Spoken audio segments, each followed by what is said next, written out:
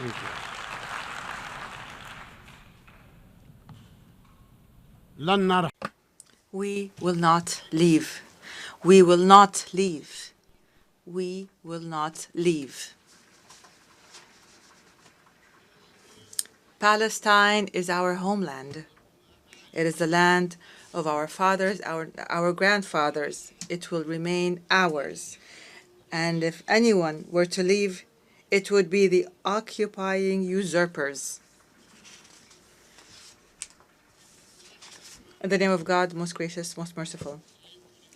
Mr. Philemon Yang, President of the General Assembly of the United Nations. Mr. Antonio Guterres, Secretary General of the United Nations. Ladies and gentlemen, heads and members of delegations, esteemed guests, peace and God's blessings be upon you all. I come to you today as my people, and for almost a year now, are subjected to one of the most heinous crimes of our era. It is a crime of a full-scale war, of genocide, that Israel is perpetrating. Israel, the occupying state. A crime that so far has killed more than 40,000 martyrs in Gaza alone, and thousands remain under the rubble. A crime that has injured more than 100,000 others to this day, and matters are getting worse. Hundreds of Palestinian families have been annihilated. Entire family names have been wiped out of the civil record. More than 100 families have been completely wiped out of the civil record. They no longer exist. Thousands have died because of the spread of disease and epidemics and the shortages in medicine and water. Moreover, more than 2 million Palestinians in Gaza have left their homes multiple times in search of safety and fleeing the systemic operations that the Israeli occupying army is perpetrating. And as this war of aggression continues, dozens are being killed every day, and double that amount is being injured amongst our bereft people in the Gaza Strip and in the West Bank and in Jerusalem. I'm not here to respond to the lies of the Israeli Prime Minister, lies that he said in his speech before the U.S. Congress in July, where he claimed that his army does not kill innocent civilians in Gaza. I ask you by God, who is it then that killed more than 15,000 children of the 40,000, and an equal number of women and elderly persons from our people? And who is it then that is continuing to kill them? I ask you to answer me by God. Stop this crime. Stop it now. Stop killing children and women. Stop the genocide. Stop sending weapons to Israel. This madness cannot continue. The entire world is responsible for what is happening to our people in Gaza and the West Bank. The West Bank that is under a daily and continuous Israeli aggression. It is under a vicious settlement activity. They're building everywhere in Palestine, as if all of Palestine is theirs. It is subjected to the terrorism of gangs of settlers under the patronage and support of the Israeli government and the occupying army, which destroys hundreds of houses in the lands of Palestine, not to mention what our eternal capital, Al-Quds, is being subjected to in terms of campaigns to change its nature, to Judaize it, and to aggress it and its holy sites and landmarks, to change its historic and legal status. We've recently heard a terrorist Israeli minister calling for building a temple in the Al-Aqsa Mosque. We must condemn and stop this reckless minister and those like him who want to set fire, a fire of religious conflict and strife that will burn everything in its way. The Aqsa Mosque and its surroundings, ladies and gentlemen, is the exclusive property of Muslims. This has been endorsed by a resolution taken by the League of Nations in 1930. This was a resolution by the League of Nations, and we will accept nothing else regardless of the circumstances. Ladies and gentlemen, we have repeatedly warned here in the General Assembly that the situation in the occupied land of the State of Palestine warns of an explosion, and this explosion has happened. It happened on October 7th of last year and afterwards. And from the very first day, I stressed the need to immediately stop the war. I condemned the killing of civilians regardless of who they are and regardless of what side they were on or any people they were from. I demanded the release of prisoners and those detained by both sides. There is no need to detain women, children, and the elderly. We've said this repeatedly.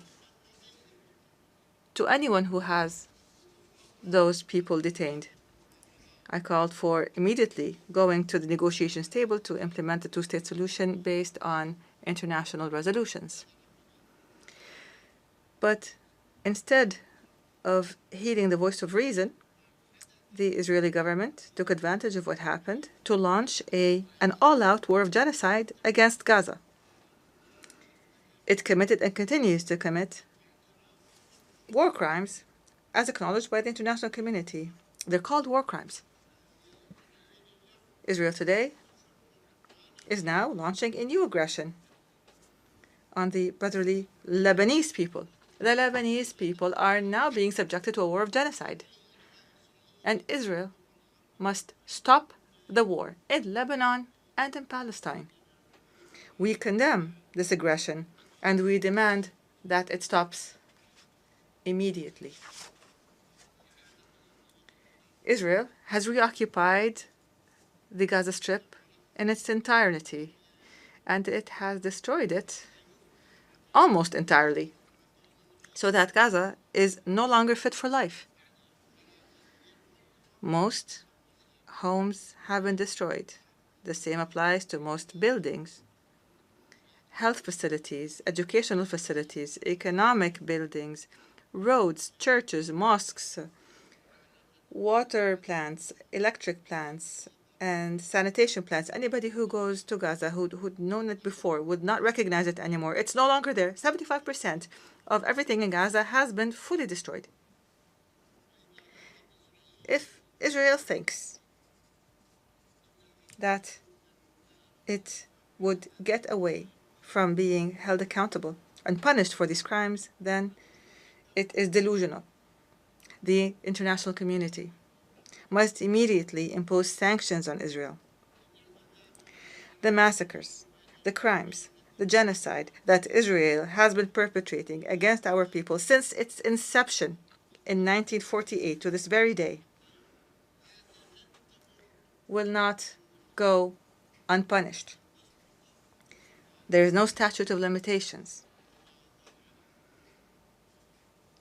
Rights will never be lost as long as there are those who demand them. And despite our repeated calls and demands, the world has not succeeded in obliging Israel, this transient state, to stop this war of genocide and its war crimes against innocent civilian residents. We regret that the U.S. administration,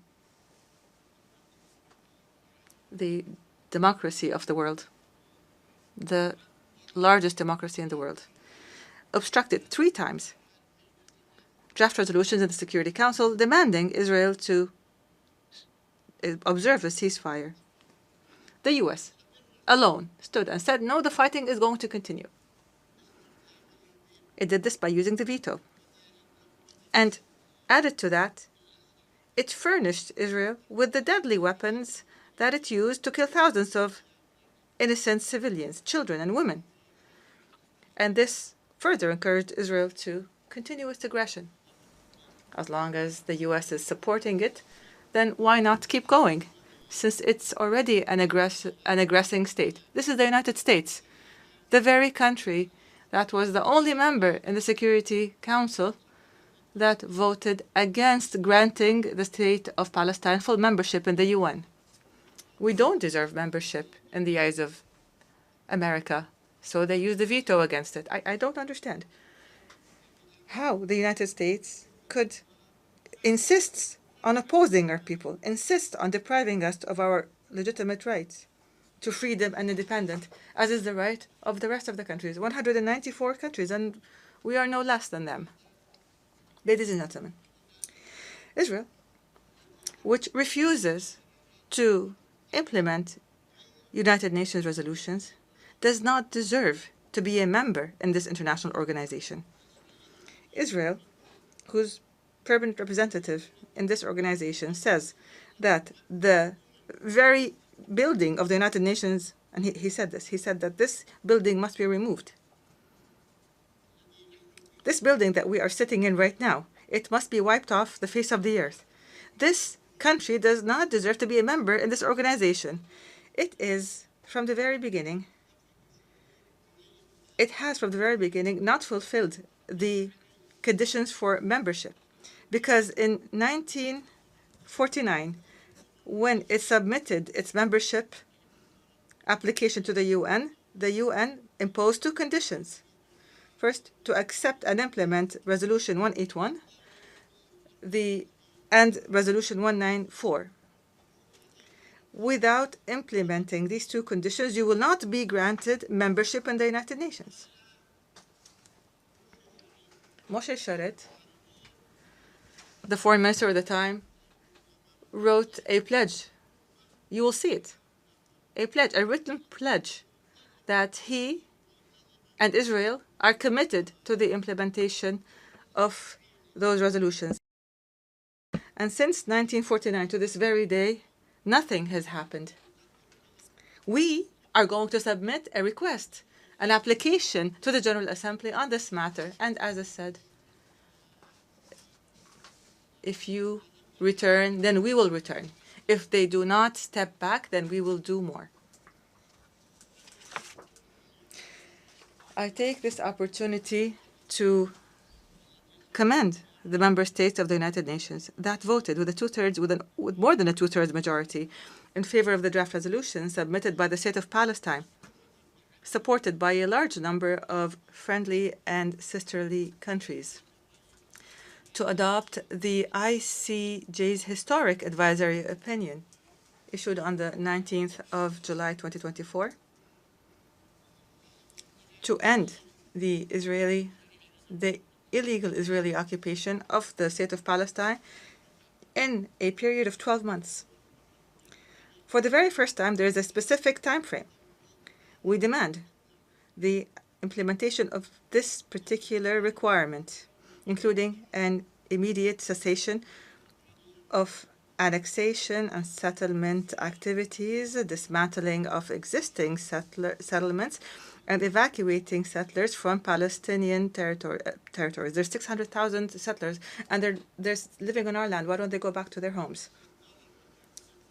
We must give reparations to Palestinians and for damages that were a result of the unlawful policies and the practices of the occupation, and many other such issues that were mentioned in the ICJ's advisory opinion.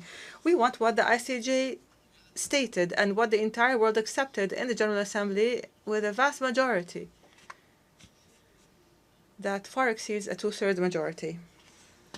And Israel must be made to implement it. We rely on this resolution, which is the embodiment of international will and the principles of international law and the mechanisms that were adopted in this regard to guarantee implementation. We hope that this resolution would be implemented. Of the 1,000 resolutions taken on the Palestinian people since 1948 until this very day, and not a single one has been implemented yet. Ladies and gentlemen, today I feel very grateful as well, as I see this large, great shift in the positions of member states in the United Nations as they support Palestinians' rights to an independent state that is recognized and that deserves full membership in this organization, as is the case with the rest of the countries in the world that love freedom and peace. In the name of the Palestinian people, I thank you for this support. I thank you for your support of what is right, of justice, to achieve peace in our region. I call upon you to apply the laws of international law according to responsibilities and sovereignty. We don't ask you for more than you can do. We ask every state to give us our support within the realm of its responsibility and sovereignty. I also express our gratitude and appreciation for the demonstrations that spoke against the genocide in Gaza and that supported Palestinian rights that have been taking place throughout the world, including the American people. And I acknowledge the American people are marching in the streets in these demonstrations, and we are grateful to them. We appreciate what is happening in European countries and the noble supporters that come to Palestine, risking their lives as Israelis attack them. And here, I would like to make special mention of the Turkish-American martyr Aisha Noor, killed by the occupation army in cold blood. I say to those, the Palestinian people will not forget your honorable stand. We will remember you proudly when the occupation is eliminated and when our people enjoy freedom and independence. Ladies and gentlemen, recently there was much talk about the next day, the day after. What shall we do on the day after? What is our policy for the day after? And I say to you, the day after the end of the war in the Gaza Strip, I take this opportunity today to give you our view of what is needed immediately and on the day after the war ends. This is our proposal. We propose it to you. You can accept it, you can change it, you can amend it. We are ready for all that. First of all, a comprehensive and permanent ceasefire in Gaza and an end to the military aggressions and attacks by terrorist settlers in the West Bank and East Jerusalem. Second, humanitarian aid must be delivered urgently in an organized manner and in sufficient quantities, because there's nothing in Gaza, and they need everything. This humanitarian aid must be delivered throughout Gaza. Third, a full Israeli withdrawal from the Gaza Strip. We refuse the establishment of buffer zones or taking any part from Gaza. Gaza is only 7 kilometers by 40, and Israel wants to cut it up. It wants a piece here and a piece there, and we will not allow a single centimeter of Gaza to be taken. We demand that we stop the forced displacement inside the Gaza Strip or outside the Gaza Strip. We demand the return of those displaced to their homes or to have housing provided to them. Netanyahu wants in the West Bank and the Gaza Strip people to be displaced, to be evacuated to Egypt and to Jordan. We refused. The Jordanian and Egyptian governments, and I thank them for this, said we will not allow the displacement of any Palestinians and eviction of the Palestinians from their lands. Fourth, we demand the protection of UNRWA and humanitarian organizations from Israel's actions and to provide political and financial support to these organizations so that they can perform their role and offer their services to the Palestinian refugees until they return home. UNRWA was established to do its job until the refugees return. And every day Israel finds an excuse to convince others that UNRWA's work must be ended. Fifth, we demand international protection for the Palestinians on the lands of their occupied land. We want protection. We are not fighting Israel. We cannot fight Israel. And we don't want to fight. But we want protection. We want our children, our women, our families to be protected internationally. Sixth, Palestine, the state of Palestine must shoulder its responsibilities in the Gaza Strip and impose its full mandate on it and jurisdiction on it, including the border checkpoints, especially the Rafah international border between Egypt and Palestine, as part of a comprehensive plan. This has existed before, and it must return to the way it was. Seventh, and within the context of a comprehensive national reform process. This is a process that we're undertaking, and most countries have reviewed it, supported it, confirmed it, and thanked the Palestinian government for it. And hopefully we will continue with this process till the very end. In terms of this process, we will reconstruct our infrastructure and state institutions destroyed by Israel. We will revive the economy and establish sustainable development and rebuild the Gaza Strip. And we will hold the state of Israel fully responsible. Eighth, the authority of the state of Palestine and the Palestinian government and the PLO, the legitimate and sole representative of the Palestinian people, will have authority on all Palestinian territories in the Gaza Strip, the West Bank, and Eastern Jerusalem, as has been stipulated for us by international law. We are not asking for more, but we will not accept any less. The West Bank, the Gaza Strip, and the Eastern Jerusalem. We will not ask for more, but we will not accept any less. We will hold general elections. We're ready to hold elections. We've been ready in the past, but Israel refused to allow us to hold these elections in Jerusalem. But if this were to happen, we're ready to hold these elections and to form a Palestinian government in accordance with the results of these elections. Ninth, we will continue to mobilize the largest possible international support so that the state of Palestine can achieve full membership in the United Nations as soon as possible. What do we lack? To be sitting amongst you. What do we lack? To be on the same footing as 194 official member states in the United Nations. We have the land, we have the authority, we have the people, we have the culture, we have the knowledge, we have everything that we need. We ask you to help us.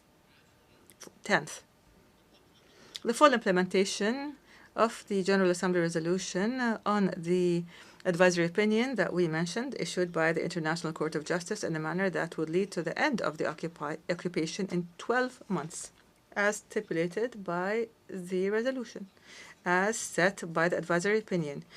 Number 11, hold an international peace conference under the auspices of the United Nations within a year to apply the two-state solution.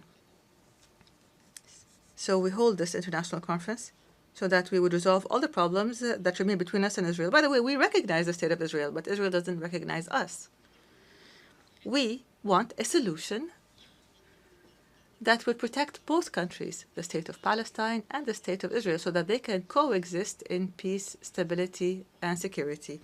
Number 12, to adopt international peacekeeping forces by virtue of a Security Council resolution between the states of Palestine and Israel to guarantee the security of both countries. We call for guaranteeing the security of both countries. These are the elements of our vision for the day after, for today and for the day after the war ends, in the state of Palestine in general. And I call upon you to adopt this plan and to provide all the necessary means to guarantee its success. Ladies and gentlemen, a few weeks ago, I declared that I've decided to lead a Palestinian delegation to the Gaza Strip. so that we can stand by our people who have been exhausted by the Israeli genocide war. I call upon you to support this decision by issuing a United Nations decision resolution by the United Nations here, by pressuring the occupying government so that it would not obstruct this effort. And here I welcome any state, any party that wants to join us in this visit. We'll be happy to go with you to Gaza so that we could all see the tragedies that are taking place. I salute our heroic people that are sacrificing all that is precious for Palestine in the Gaza of sacrifice, in the West Bank of solidarity, of Al-Quds, which is our crown jewel and our capital. We salute our people in the diaspora, in the camp, in the refugee camps, to our brave prisoners in Israeli prisons. 6,000 prisoners. Israel arrests whoever it wants. Those prisoners whose dignity is being violated every day. Palestine will be free. It will be free despite anyone who objects to that. Our people will live on the land of their fathers and grandfathers as they have done for more than 6,000 years. They will continue their legitimate struggle for independence. The occupation will end, will end, will end. God's and peace blessings be upon you.